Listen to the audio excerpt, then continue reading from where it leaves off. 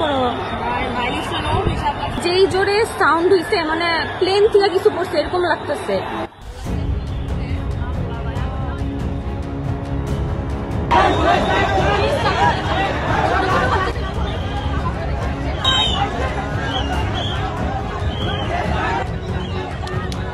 হঠাৎ করেই বাংলাদেশ বিমান বাহিনীর একটি F-7 BGI প্রশিক্ষণ যুদ্ধ বিমান রাজধানীর ঢাকার উত্তরা দিয়াবাড়ির মিলস্টোন কলেজ ক্যাম্পাসে বিধ্বস্ত হয়ে আগুন ধরে যায়।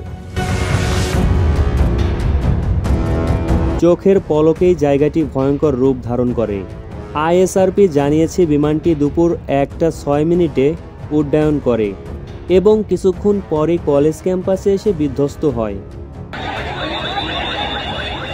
ঢাকা মেট্রোপলিটন পুলিশের উত্তরা বিভাগের ডেপুটি কমিশনার মহিদুল ইসলাম জানান, একটি ফাইটার জেট বিমান মিলস্টোন কলেজের একটি ভবনের সঙ্গে ধাক্কা লেগে বিধ্বস্ত হয়েছে। ফায়ার সার্ভিসের এক কর্মী জানিয়েছে, এই দুর্ঘটনায় অন্তত 8 থেকে 9 জন শিক্ষার্থী দগ্ধ হয়েছে বলে আশঙ্কা করা যাচ্ছে। দুর্ঘটনার পরপরই বিকট শব্দে চারপাশটা কেঁপে ওঠে। শিক্ষার্থীরা আতঙ্কে ছোটাছুটি করে।